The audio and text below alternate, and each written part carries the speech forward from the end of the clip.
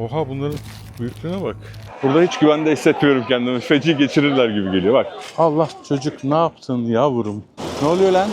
Oğlum yanlış yere gelmişim ben ya. Onun için tip tip bakıyorlar bana ne işim var burada diye. Evet arkadaşlar şimdi Medine'nin ünlü hurmasını denemeye gideceğiz ama arabam gelmiyor. Arabam gelmezken burada helvacı gibi bir şey gördüm ya. Selamünaleyküm. This. هذا لبنية This. لبنية Okay. This together. كم One portion. Bir porsiyon. Vahid. كيلو No. Aleykümselam. from Sudan No. Güzel espri. from Sudan Türkiye. سم Same. سم Bak aynı diyor biz. Yes, same. طيب رجب اردوغان Yes. بود مان Yes. Tayyip Erdoğan. اول سلام كده هذا ها. اسمه بيت Allah. ايوه اسمه بيت Bu çok güçlü. ايوه Strong man. 200 gram. Small. Try. Ha bak böyle. 1 كيلو Yes, this one. this one ما في 20 ريال ما في Okay. How much? Yarım kilo ver. Okay. 26 riyal. Çok ya bana. Şey olacak. Thank you. Too much. Thank you. Ya şimdi 10 dolar diyor da ben onu nasıl yiyeyim, şeker hastası olacağım. 5 riyal. 5 riyallik vermeyi reddetti ya. Fakirliğin gözü kör olsun. 5 riyal arkadaşlar. Az para değil ki. 100 lira neredeyse. Yani 100 liralık alıp tatacaktım. Bana diyor ki 400 liralık almamı istedi. Yani 10 dolarlık neredeyse. Çok fazla. Gerek yok. Sudanlı bak aynı. Sen Sudanlı mısın diyor. Aynı diyor derimiz diyor. Çok iyi ya. Evet arkadaşlar şimdi Medine'nin ünlü hurmasını denemeye hurma pazarına gidiyoruz. Çok güzel bir gün. Arkada çöl üzerinden, Arap topraklar üzerinden güneş yavaş yavaş batmaya başladı. Hurma bahçeleri ve bakın tepenin üzerini görüyor musunuz bilmiyorum ama ben içeri gireyim ya. O tepenin üzerindeki yer Suudi Arabistan Kralı'nın sarayı arkadaşlar. Medine'deki sarayı ve inanılmaz bir yer ama gidilmiyor tabi. Size şimdi çekiyorum. Ceple de çekiyorum. Buradan da şöyle görebilirsiniz. Valla burada çok sinek var ama kaçıyorum. Hadi görüşürüz. İçeri gidiyorum. Arkadaşlar buraya ben hurma pazarı diye geldim ama sanıyorum pek insan yok bakalım. Oğlum yanlış yere gelmişim ben ya. Allah'tan çok pahalı değil de gideceğim yer. Allah Allah. Burası hurma çiftliğiymiş arkadaşlar. Hurma çiftliği. Onun için tip tip bakıyorlar bana ne işim var burada diye. Selamünaleyküm. Oha bunların büyüklüğüne bak. Hurma mı bunlar? What's this? دوم Ha? عربي دوم Doğum. Valla meraklıysanız gelebilirsiniz ama şu anda pek insan yok burada. Ben Date Market Farm yazıyormuş burada. Çiftliği. Kafam karıştı. Yanlış yere geldim. Olsun. Bu şekilde de hurmaların çiftliğini görmüş olduk bahaneyle. O neydi bilmiyorum ama hurma da değildi o ya. Daha sert bir şeydi. Bakın bu yandakiler hep hurma çiftlikleri. Marmaris'te bile yetişiyor biliyor musunuz? Bizim arkadaşın mekanının vardı ve biz yiyorduk. Yukarıda böyle büyük oluyordu. Bir şekilde koparıp büyük bir salkım halinde yiyorduk. Evet, kusura bakmayın. Ünlü Medine'nin hurmasını deneyeceğiz. Yolu kaybetmem çok güzel oldu. Çünkü bu muhteşem fotoğrafı çekebileceğim şu anda. İnanılmaz. Bu mu arabam? Karim 2856. Evet. 1 minute. Take a photo. Yes it's me. Çok güzel gün batıyor ya. Güneşin büyüklüğüne bakın arkadaşlar. Kocaman. Hey gidi. Evet burada hurma bahçeleri var.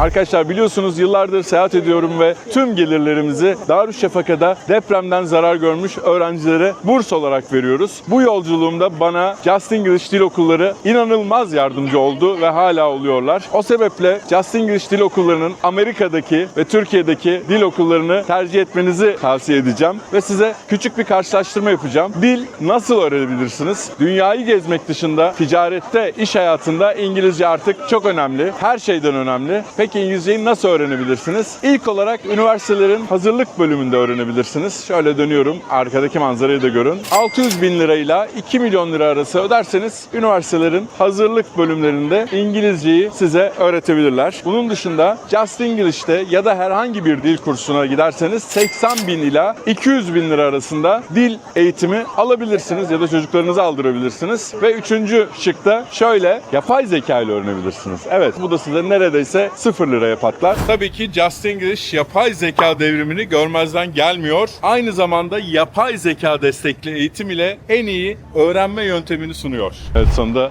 bulabildim. Medine Hurma Pazarı. Burada toptancılar varmış. Bakalım Medine hurması nasılmış? Medine'deki pazar yerlerinde neler varmış? Şurada pazar yeri var gibi. Ve bakalım. Vay güzel. Meyve pazarı. Severük. Severük. Sevdik, sevdalandık. Gördüğünle bağlandık. Öyle ayrı gayrı olmaz. Olmaz. Şu pazar yerleri aşkım büyük ya. Çok seviyorum. Hurmayı da ben pazardan alırım ki. Bakkaldan almam. يا شيخ حياك الله تفضل طيب تفضل Later. Vay. Bak işte Marmaris sevdiğimiz böyleydi. Hamali. تفضل يا غالي Evet. Oh. Niye boğazım şey oldu burada benim ya? حياك الله يا غالي هنا هنا Oğlum ne yapacağım lan marulu? الصورة يا عمي وين هذا انت يقدر لنا خضار نظيف يا شيخ هنا. Ya Suudi Arabistan'ı böyle hayal etmemiştiniz değil mi? Ha, it's okay. Ha, sanki yani geç bu tarafa, hem önüme geliyor hem de çekme diyor. Gözüm üzerinde. Yine Hindistanlı, Pakistanlı, Bangladeşli ağırlıklı. Dursa, alem duysa.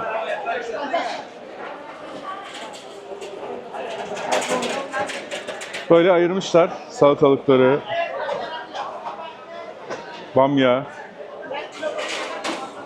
biberler. Thank you. Herhalde 2 riyal diyor. Hocam nasılsın? Merhaba. Merhaba. عنب جن. ثمانية كيس 9 ريال. Allah.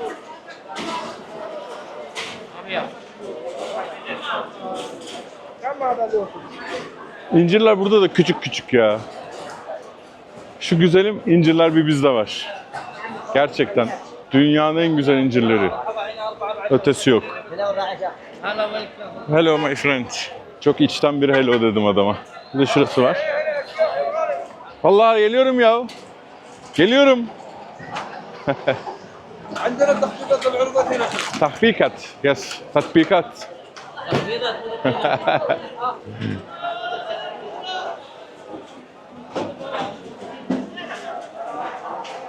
Burada hiç güvende hissetmiyorum kendimi. Feci geçirirler gibi geliyor. Bak, incirler bu mesela. Yani bu incir değil ki ya. Bir baharat boğazımı yakıyor ama maşallah. Nepal. Burma, Myanmar. Aa. Yaklaştım arkadaşlar.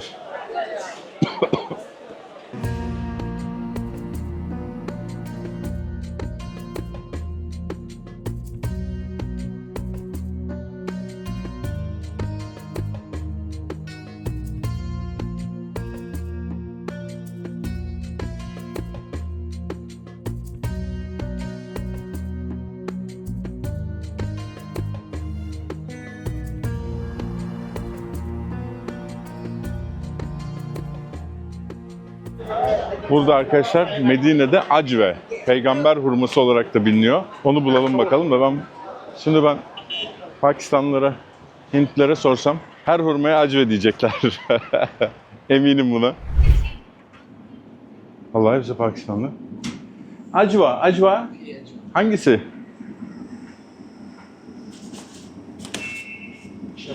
How much? The 25. 25. Can you give me not so 5 riyal? 5 real. Yeah. Or 10 riyal. 10 riyal. Gir. 10 liralık alalım. Small packet. Acva. Yes. 10 riyal. 10 riyal yes. 10 riyal da çok geliyor da. Artık taşıyacağız. 10 riyal. Okey. 344 gram aldık arkadaşlar. Şuradan da şöyle tadalım. Can I try? Thank you.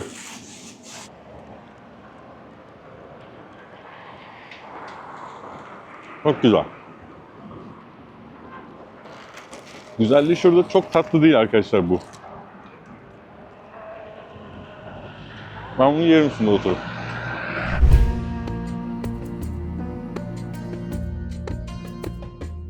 Evet, Osmanlı eserleri, Medine'deki Osmanlı eserlerini arayışımız devam ediyor ve çok önemli bir eser, Kuba Kalesi. Vay be. Burası Medine'nin Kuba mahallesi. Dünyanın ilk camii de burada. Yani Kuba köyüne geliyor. Hicret sırasında Hazreti Muhammed ve Hazreti Ebubekir Kuba köyünde birkaç gün konaklıyor. Burası Osmanlı tarafından yapılmış Kuba Camii. 19. yüzyıl sonu, 1800'lerin sonu Osmanlılar askeri gözetleme kuleleri yapıyorlar Kuba'ya, Kuba Kalesi'ne. Bu da kalanlardan bir tanesi. En iyi korunanı hatta diyebiliriz. Giriş yok, tadilatta. Aşağıda bir yol var. Hayrettin Paşa'yı biliyorsunuz. Medine müdafası sırasında Hayrettin Paşa tarafından kullanılan gözetleme kulelerinden de bir tanesi. Şöyle şu araziye girersem bir şey olmaz herhalde. Kapatmışlar mı? Ne kadar görkemli bir kaleymiş ya. Vay be. Atalarımızın mirası sessiz sedasız bir yolun kenarında duruyor. Yanında da apartmanlar yapılmış ama hala o eski görkemiyle duruyor.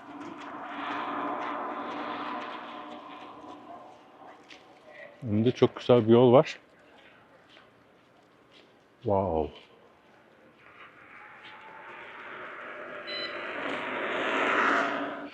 Buralar hep restorasyona girmiş arkadaşlar. Buradan dümdüz giderseniz de Kuba Camii'ne gidiyorsunuz. Başka bir bölümde zaten anlattım onu. Dümdüz görüyorsunuz zaten Kuba Camii'ni. Şahane bir yürüyüş yolu yapmışlar bu şekilde. 10 riyal, 15 riyal, 20 riyal diye bir AVM var.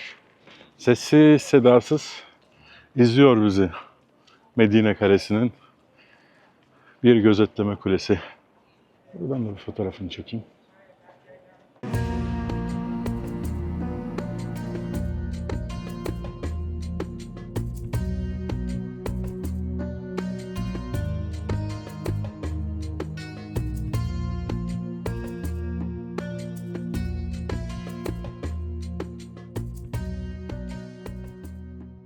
Geçen burayı yanlışlıkla düşmüştüm hatırlıyorsanız. Eski Medine evleri stilinde bir pazar yeri vardı. Şimdi buradan, haritadan yürüyerek Hicaz'da bizden kalan son Osmanlı eserlerini bulmaya çalışacağım ve size göstermeye çalışacağım. Bu güzel pazar yerinden başladık.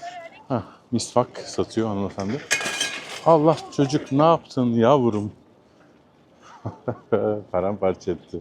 Yaramaz çocuk her yerde. Pazar yerinden başladık. Çok güzeldi. Bu pazar yerini hiç ben kalabalık görmedim ya. İlk olarak Hicaz Demiryolu'na gidiyoruz arkadaşlar. Neden bu vakti seçtiğimi sorarsanız gerçekten çok sıcak. İnanılmaz bir sıcak oluyor. Hi. How much?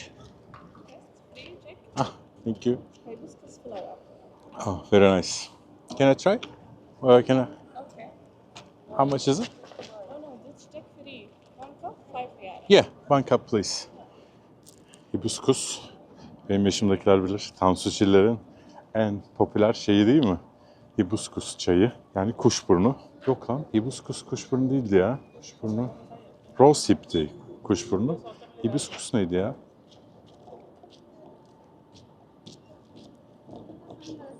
Çok güzel ya.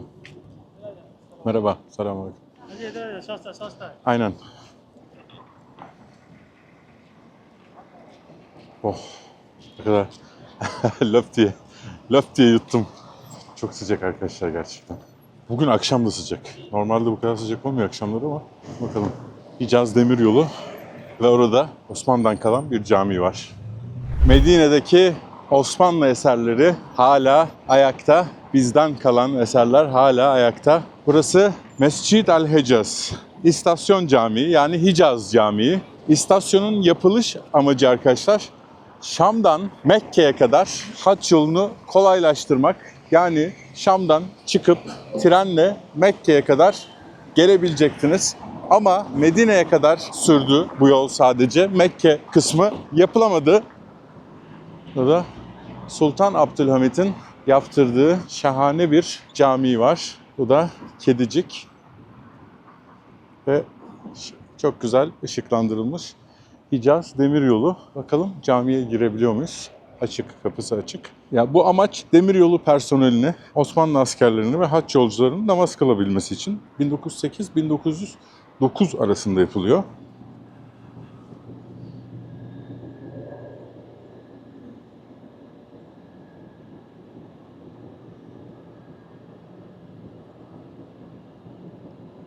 No? Okay. Sorry. Yasak herhalde çekmek. Yazmıyor. Zaten çok küçük bir cami. Çektim. Ne dedik? Abdülhamit Han tarafından yaptırılıyor. Ve üzerinde bu camiyi Sultan Abdülhamit Han himmetiyle Hicaz Demiryolu hizmetinde olan müminlerin namazgahı kılınmıştır diyor. Evet.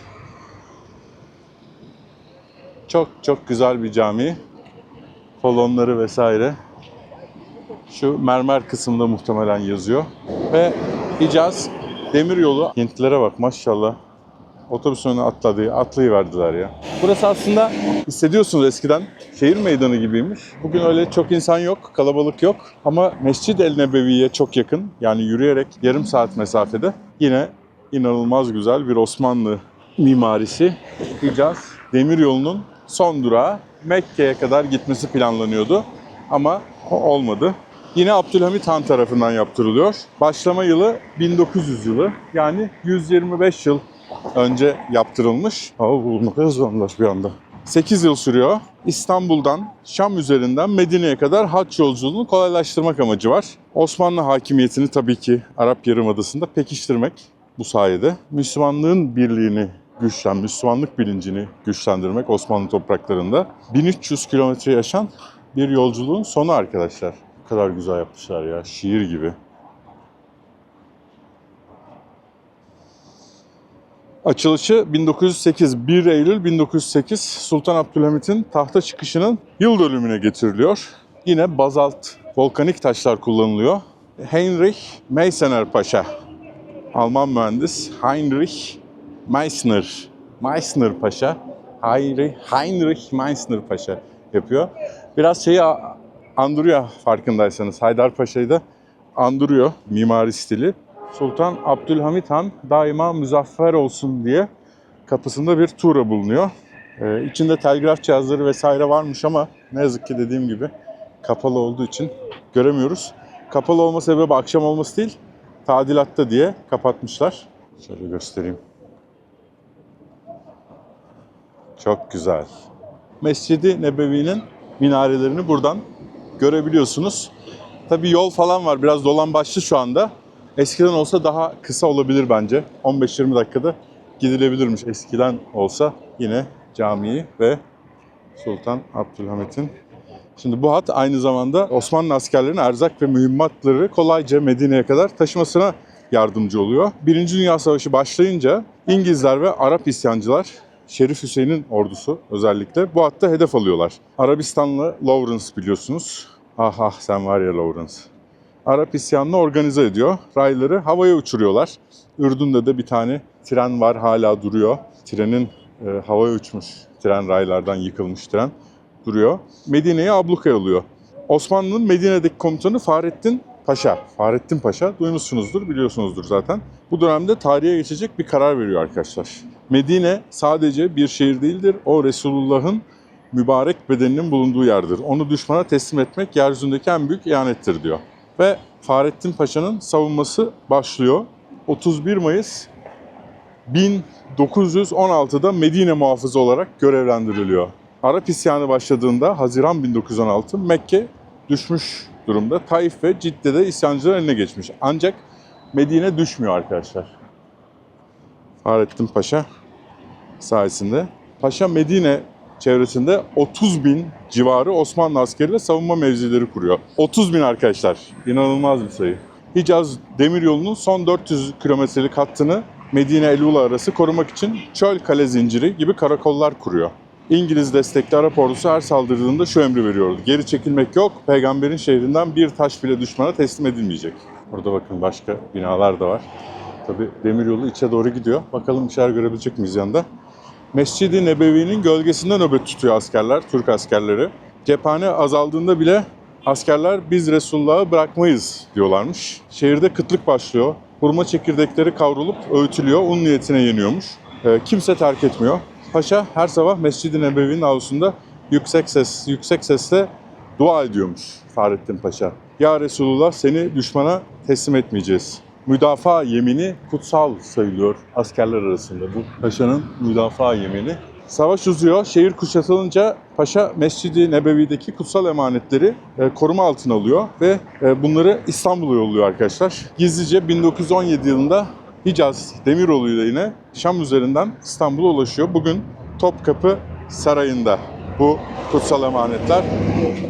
Birçok kutsal emanet var. Sakalı Şerif, ilk Kur'an-ı Kerim, yazılan ilk mühür-ü şerif, mektuplar, sancaklar, Hazreti Fatıma'nın ev eşyaları, Hazreti Osman'ın yazdığı Kur'an-ı Kerim nüshaları. Buradan görebiliyorsunuz Hicaz Demiryolu'nu. Dediğim gibi bugün kapalı. Bazı vagonlar var ama girmek imkansız. Osmanlı Mondros Ateşkes Anlaşması'nı imzalayınca 1918'de İstanbul'dan Paşa'ya şu telgraf geliyor: Medine'yi teslim ediniz.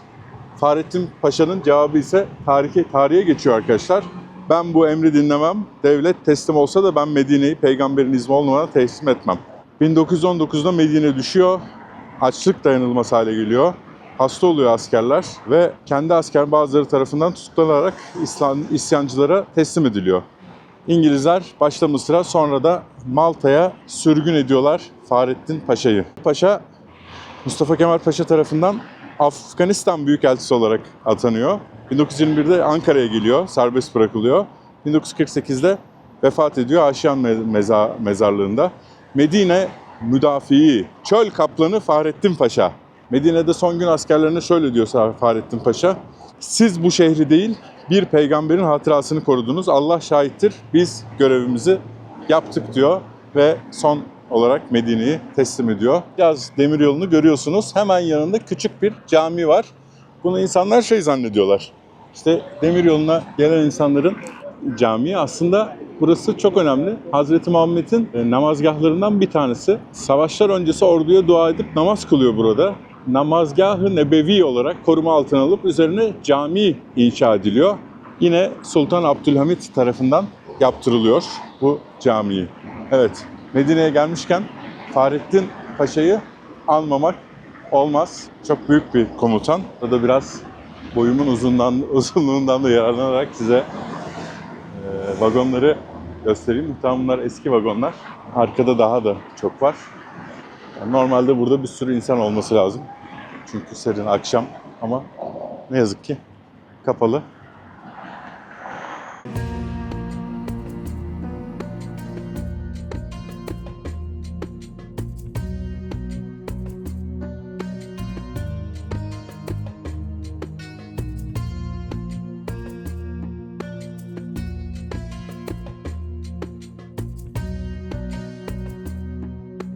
Giriş var mı acaba? Yoktur ya. Selamünaleyküm. Closed? Okay, thank you. Şeyi de görmüş olduk. Evet. Fahrettin Paşa'yı andık, hüzünlendik. Gelin bakalım süpermarketten bir şeyler alayım ya. Vallahi ya burada o kadar böyle sokak yemeği vesaire zor bulunuyor yani. Kaldığım otel biraz dışarıda, ucuz diye kaldım ama çok güzel otel bu arada. Altta da yazayım. Yani 50-55 dolar civarı veriyorum ama güzel. Yani Suudi Arabistan için ucuz arkadaşlar. Meyve alayım bari. Bir elma, 2 muz, 2 portakal aldım. Bir de benim hayatta en çok sevdiğim şey çilekli süt aldım. 3 dolar. 150 lira falan, biraz daha ucuz yani 150 liradan. Öyle. Arkadaşlar bugünlük bu kadar. Size Medine'yi göstermeye çalıştım. Medine'den çok bizden kalan eserleri göstermeye çalıştım. Kendinize iyi bakın. Bu biraz pahalı çünkü Pakistanlılar, Bangladeşler yapıyor ticareti. Çok turist olunca birazcık acımıyorlar yani, turizm dünyanın her yerinde biraz öyle. Ne oluyor lan? Aha. Naan bread. Görüşürüz. Kendinize iyi bakın. Hadi.